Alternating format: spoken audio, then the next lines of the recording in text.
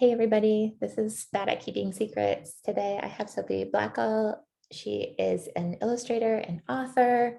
She has 2 adult books and she's illustrated over 50 children's books, written a chunk of them.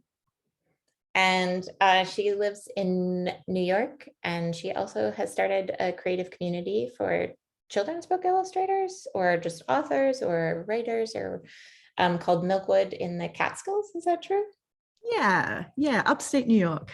Yeah. Upstate New York. But we're here today talking about things to look forward to.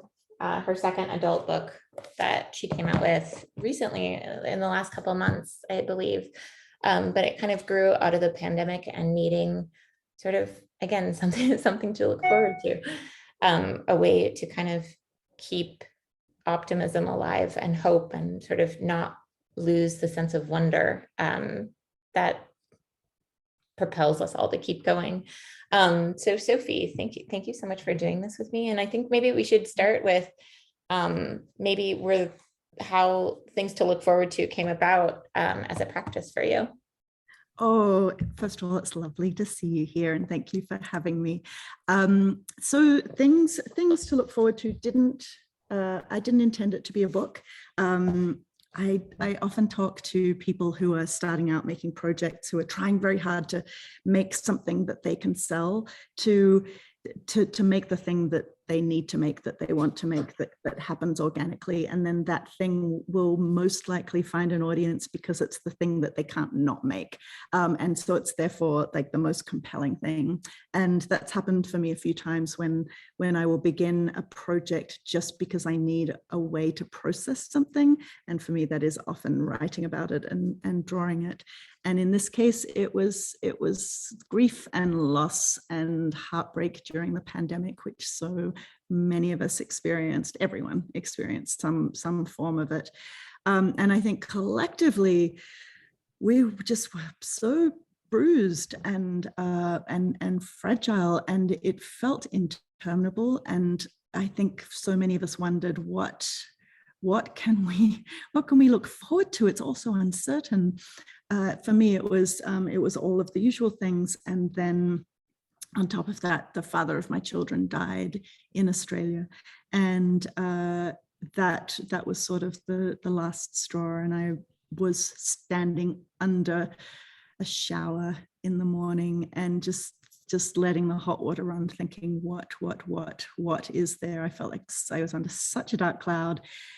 And I am very much a glass half full person, an annoying kind of Pollyanna, sort of always finding the silver lining, and to mix all the metaphors.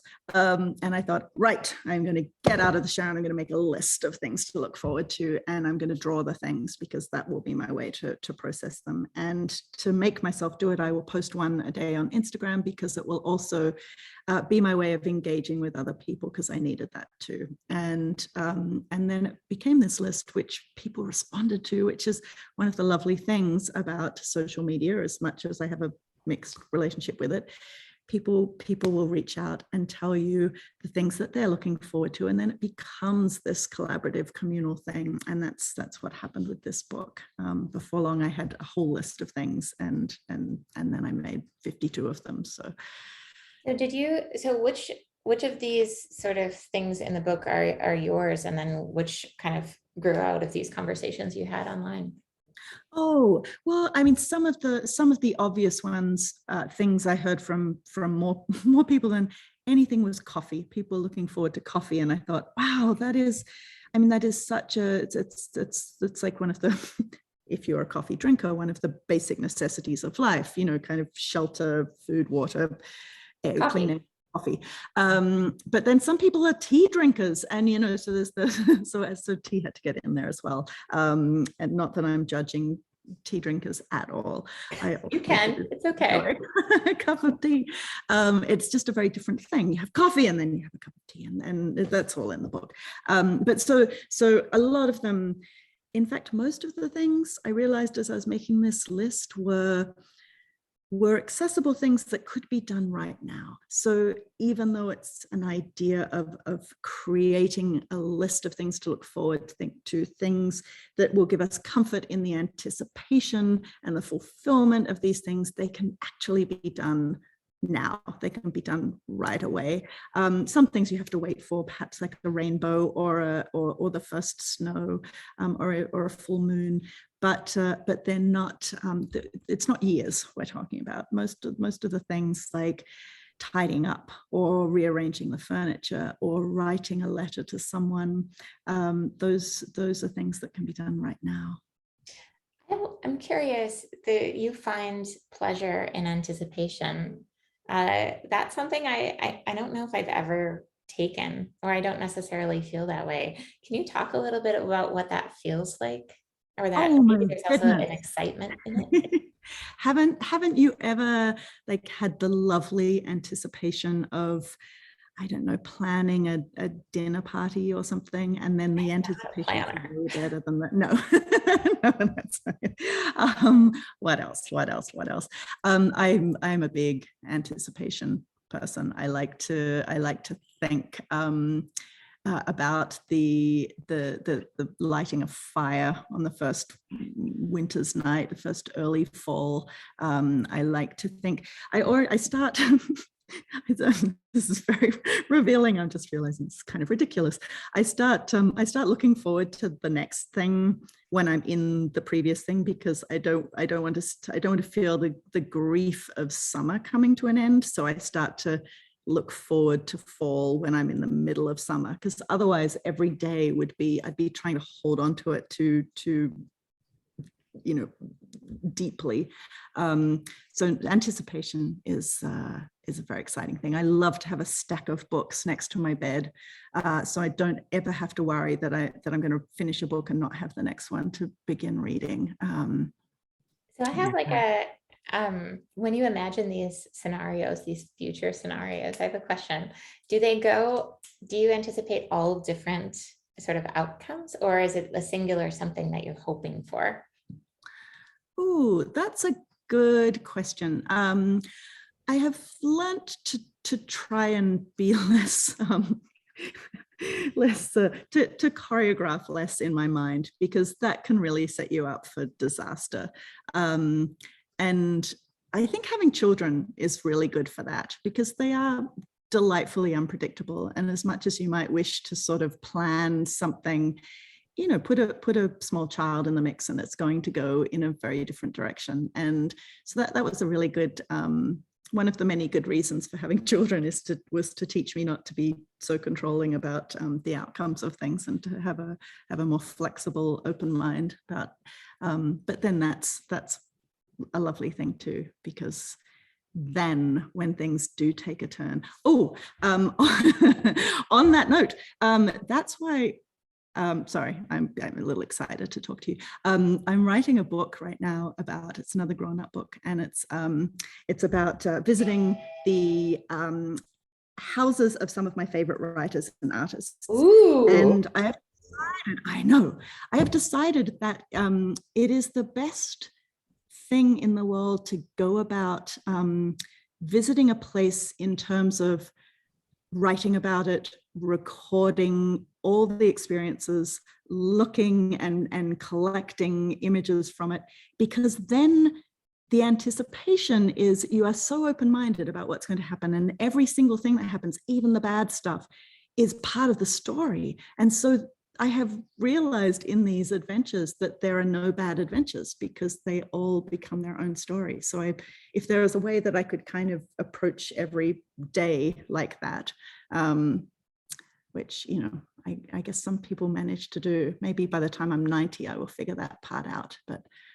no, I love that there are no bad stories there. I mean, but I think from what I'm hearing, your creative process is something interests you or excites you, and you follow it to kind of, that's like the inspiration point, and then it eventually becomes something. But is there a way do you know which ideas or initial sparks are going to lead into a project like this, versus like other, because I'm assuming you have millions of ideas that you could pursue every day, or how to follow the sort of the breadcrumbs of the houses of your favorite authors and artists. Yeah, I think it's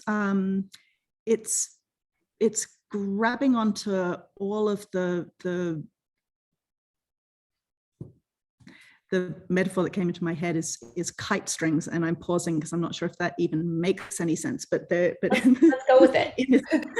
in this weird image that I'm conjuring up of a whole lot of kites kind of flying past with dangling strings. When does that happen? Never. Anyway, gathering as many of them as possible, and you might not fly them all at once. You know, some of them might be tethered for a while.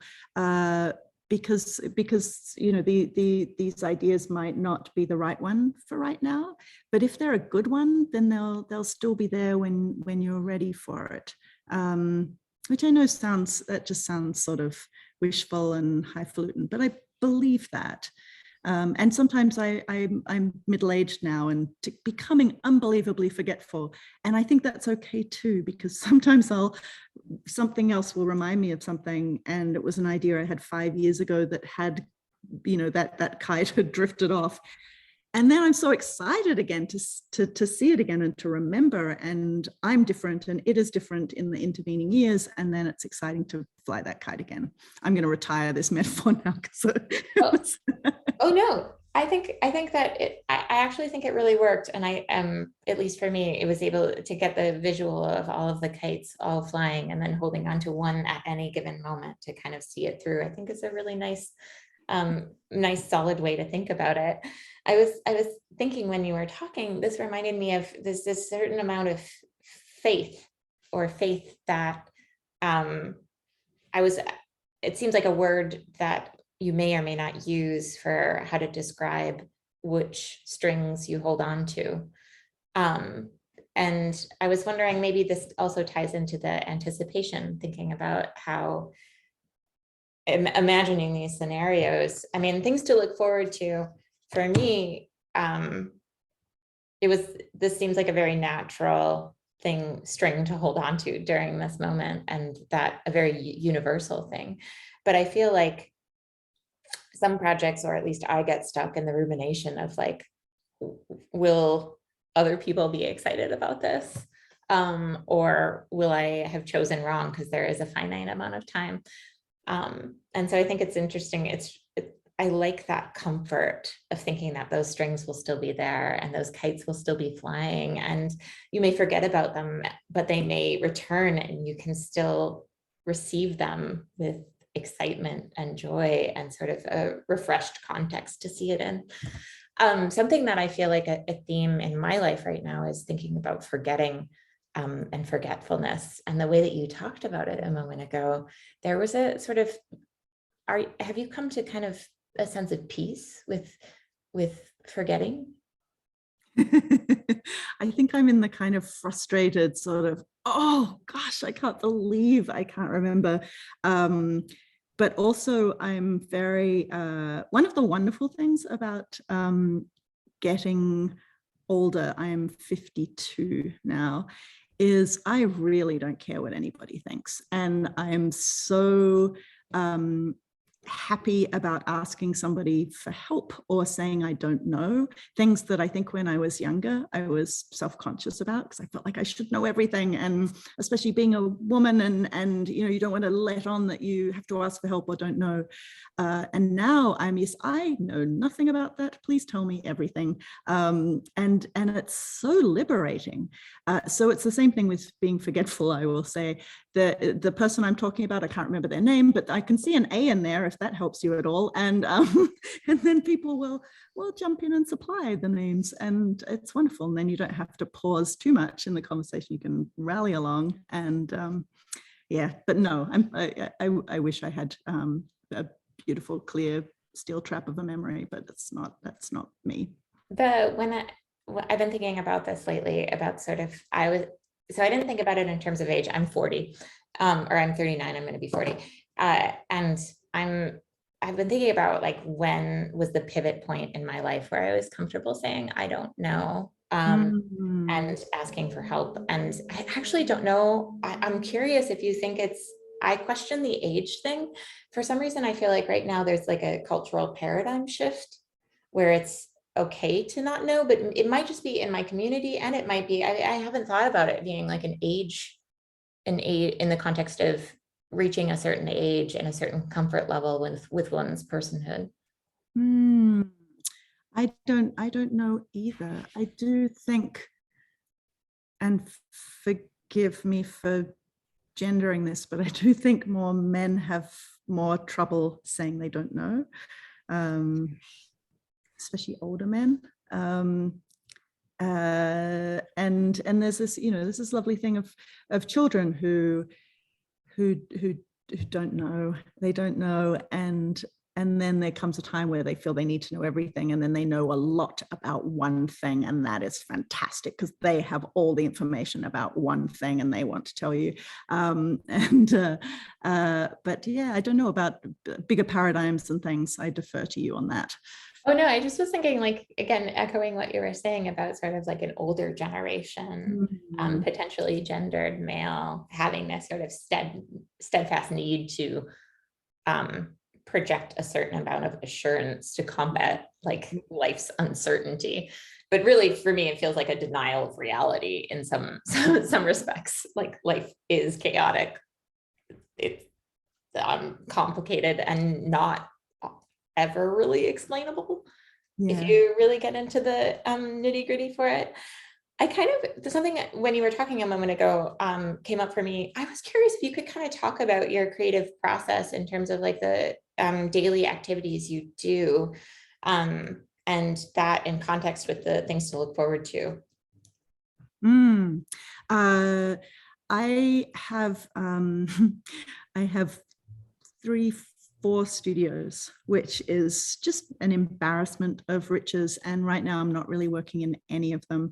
I have a studio in Brooklyn that I share with 4 other artists, picture book makers, which I've worked in for 12 years and was part of the idea for creating Milkwood because we have such a wonderful community. It is, we are each other's family. We are invested in each other's work. We share our ups and downs and trials and tribulations and lunch every day.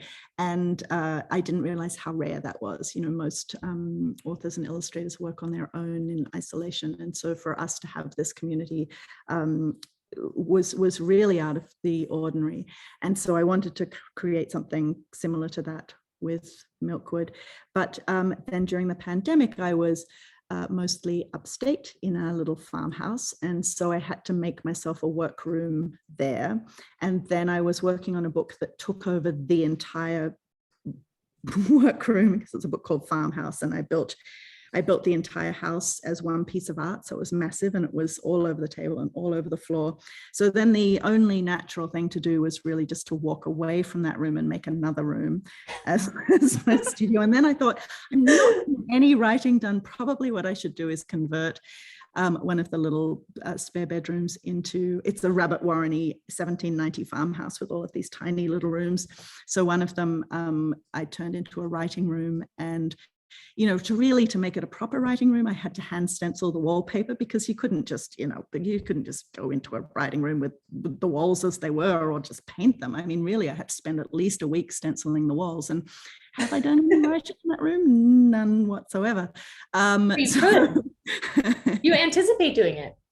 I do. It makes me happy every time I walk through that room. But so a lot of my time, I'm clearly saying, is not working. But for the last, basically, and then having said that, I did do 3 books in the last 2 years, maybe 4. So I'm not exactly idle, but sometimes when a book I have loved working on, like Things to Look Forward to, comes out, I can barely remember doing it because it happened when the work is going really well. And I don't know if you have had this experience. I know it's common to a lot of artists and it's a joyful and mystifying thing, but when it's going really well, you are almost in a kind of trance, and then you look back and think, oh, that thing got made and I barely remember making it. It's almost as though you can't take credit for it because it just sort of happened. And I'm sure that's something about forgetting as well, because, you know, I did draw every line and sat there coloring it all in, and it did take actual hours at my desk, but those parts I don't remember. Sorry, this is very tangential and potentially not important. And I say that in a way, where do you think memory exists? Oh, Because I feel like we were taught to think about it as this very like frontal lobe kind of area, but now with the current sort of research and my understanding of how memory works, it's like within communities, it's within our genetics, it's within our muscle memory. And so I think that thinking about, if I revisit your sort of the beginning of the conversation when we talked about forgetting, it's only forgetting in this very narrow way because your body remembers. And there's this record that remembers. Yeah.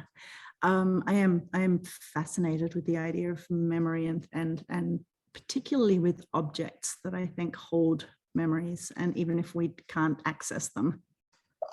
Yeah. Oh, sorry. So I'm a big collector of things, which was another reason for making a giant barn. Was a place to house all my collections.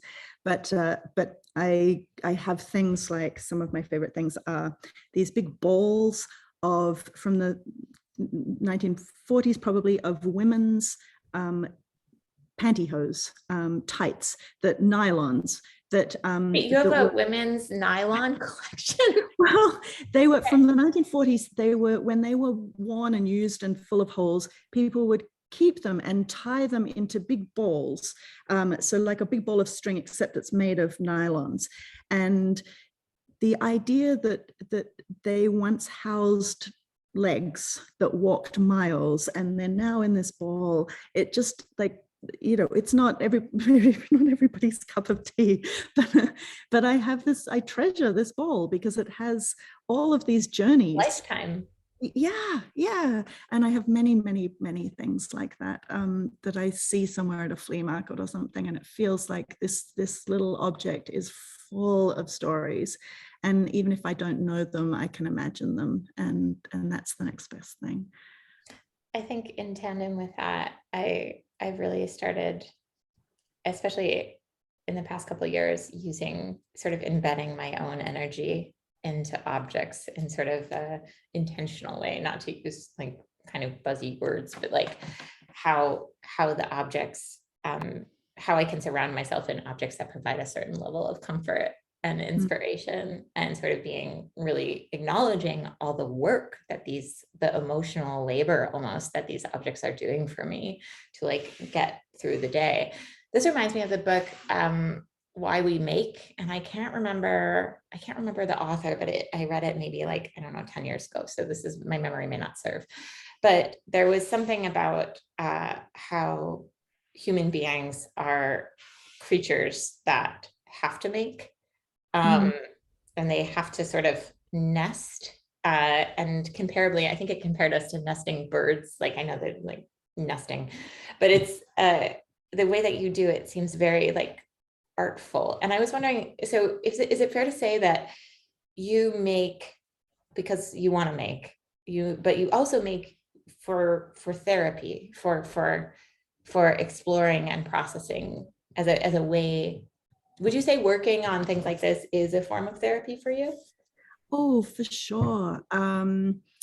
I have never properly been to a therapist because Really? because I'm Australian, and I think we have a different relationship with therapy. At least we did. I think it's changing for the better. But I went to a therapist once, and I thought I prepared for it because she said, you know, we have 45 minutes. And I thought, okay, I'm going to really think carefully about how to ask her the questions I want to ask her succinctly. And I rehearsed them on the subway there. And then I told her my questions, and I thought she could tell me the answers, and then that would be it. And, you know, it was going to cost me $150, but I thought that's worth it. And she said, well, same time next week. And I said, oh no, I don't have, I can't, like, you mean I have to come back? No, that's not how I imagined this at all. So that didn't work. But it was an interesting experience. But I'm all for it. And most everybody I know does have a therapist, and it's a wonderful thing. But that's a long-winded way of saying, I think you're absolutely right. I think that my therapy is making things. And it's not, just doesn't have to be art. It can be food. It can be things, folding laundry or making something, changing something from one state into another state. And especially if it doesn't hang around too long, like baking something that then disappears is a good form of therapy. I think something for me that I've been thinking a lot about lately is, and this is sort of connected to something you said earlier about silver linings and you being sort of a glass half full person. And for me during the pandemic, it's really transitioned. I've really been questioning, like, do hard things actually make, I don't know if it feels very American to say the tough stuff just makes us stronger.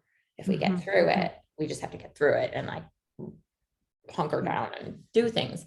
But actually, is that questioning if that's actually true? And I was wondering if you could talk about a little about how going through hardships kind of affects things in your life, if you and silver linings, and how you kind of frame the world to keep going. I think it is always helpful to remember how small we are in the scheme of things. Once I was going through what I thought was a particularly terrible time, and it was tumultuous, and I was feeling very sad and sorry for myself. And I had a meeting at UNICEF, and I was going to cancel because I'd been weeping and I thought I can't possibly face anybody. But there were many people. It was something that people had arranged their schedules to do. And so I went into this meeting, and it was such a helpful reminder of what was going on in the world, and how I know this is far easier, said than done. When you're feeling terrible, it doesn't matter what else is going on in the world. But for me, that really helps me to put things in perspective. And in this case, it was, there are people working day and night to make sure that children are getting food and water and are out of war zones. And my troubles are insignificant in comparison. And that really helped me. But finding ways to tell stories about it is definitely another way for me of processing hard things.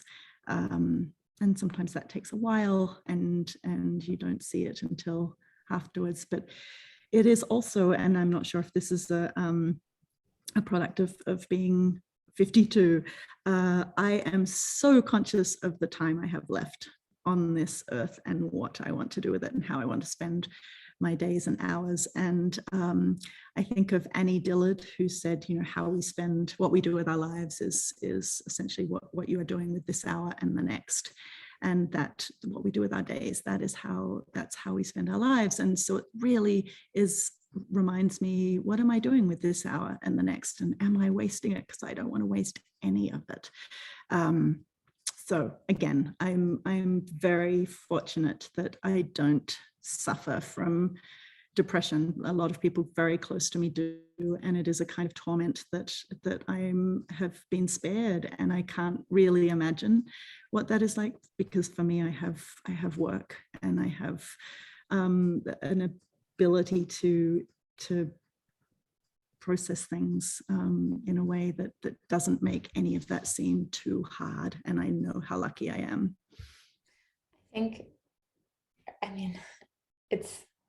There are so many directions I feel like I could go in terms of, but I kind of want to end on, because we're totally out of time, going back to things to look forward to. And maybe if you could tell me something for today, just to get this like a little bit of reprieve, if for those of you who need it, something maybe that you're holding on to at the moment that you're excited about. Oh, something that I am holding on to that I am excited about. Well, maybe it's a little project that so at Milkwood we have 10 people come at a time, 10 guests, and mostly they're people I don't know, and we end the last night with a dinner. And it's a little bit like theatre in that it's never the same twice. These 10 people plus us will probably in all likelihood never be in a space together again. And so it is this moment in time. And I like to celebrate that by having this dinner and making place names for all the people. And I like them to be somehow something that is part of a set, and maybe it's a vintage thing, like the ball of stockings that once housed legs that walked miles. Maybe it's a vintage set of something that gets split up and everyone takes a part of that home, and it's just a reminder that they were once part of something together and a shared experience, and now they take that little part, and it gets dispersed. And the last time I made a painting that I cut up into 14 pieces, and everybody took a part of that home. And so I'm looking forward to the next, like, what am I going to do next week and the week after? And it's an interesting puzzle that is exciting to think about, how to make something that can be divided and dispersed, which is of course what we do with making books and making lists and things to look forward to, is how to share that with other people, and how to patiently wait until it goes out into the world, and then you start to hear back, and you hear from people who have those experiences that they want to share with you, and that's a joyful thing. Thank you so much, Sophie, for doing this with me. Thank you for reminding me that we're all part of something, and for taking time to really cultivate the feelings that I want to feel, the wonder and hope and the sort of little spot in this giant universe, but yet at the same time can really be poetic and meaningful. I delight in your work, and I think that I wasn't prepared for how your personality would be just like your drawings, your writings, but even more charming.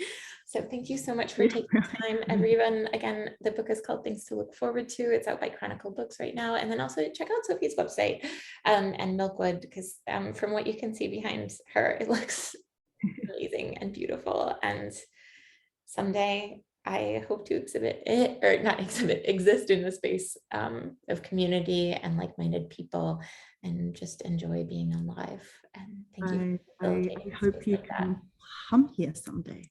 That would be lovely. We'd love to welcome. My pleasure. Take care and have a great rest of your summer. Look forward to fall. Yes. Thank you, Carissa. Bye. Bye.